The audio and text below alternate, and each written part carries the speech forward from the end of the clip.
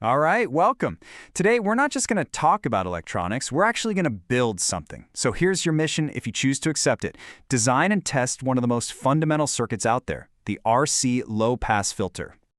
But first, let me ask you a question. Imagine you've got this amazing idea for a new gadget. How do you actually test it? How can you possibly know if it's going to work before you spend a bunch of time and money building a real physical prototype? Well, the answer is virtual simulation. And let me tell you, it's one of the most powerful tools an engineer has. It's basically a digital sandbox where we can build, test, and totally perfect our designs, saving tons of hours and money before we even touch a soldering iron. So, let's get right to it. Your mission today is all about filter design. We're going to create a circuit that can block all that nasty high-frequency noise. A supercritical job in, well, pretty much everything, from your headphones to the satellites orbiting the Earth. Okay, here's our exact game plan. We're building what's called an RC low-pass filter. The whole point is to let signals below a specific frequency pass through, and our target, our bullseye, is 1 kilohertz. The goal? To get rid of all that unwanted high-frequency static and just get a nice, clean signal out. Now, before we fire up any software, we need a blueprint. You know, every great project starts with a solid plan, and for us, that means understanding the theory behind what we're about to build. The most important idea here is the cutoff frequency. This is the exact point where our filter really starts to do its job. It's the frequency where the output signal has dropped to about 70.7% of the original input. Think of it like a bouncer at a club, right? It lets all the low-frequency guests in, but it turns away all the noisy, high-frequency ones at the door.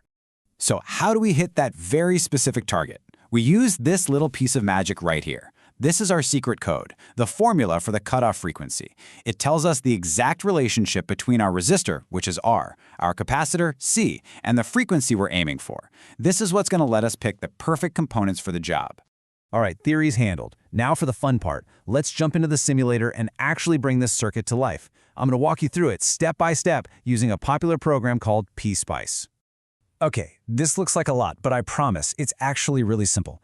First, we just place our two main components, one resistor and one capacitor. Easy enough.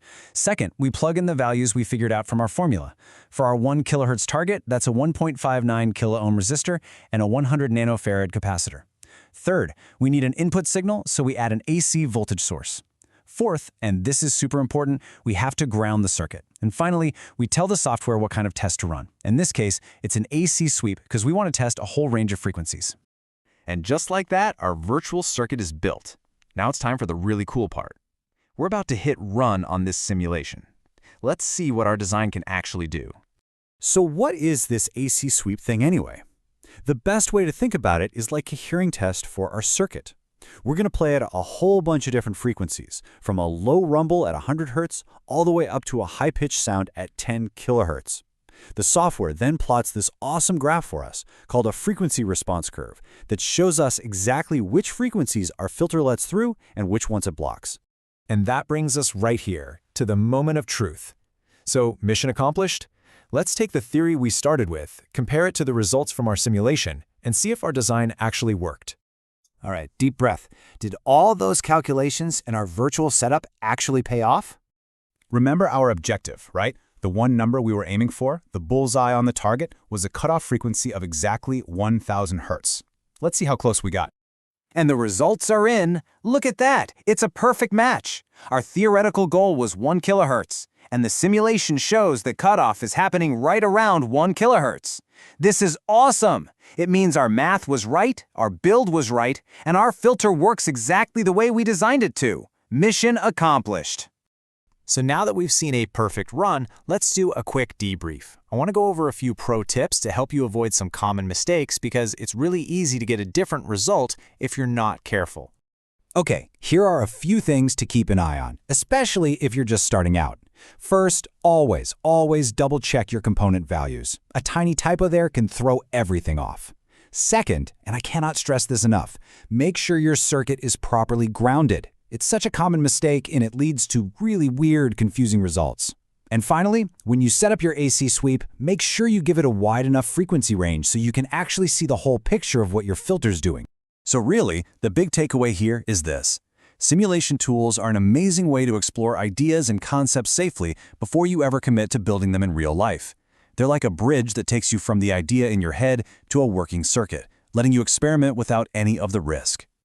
And that pretty much brings us to the end. But in a way, it's also a brand new beginning.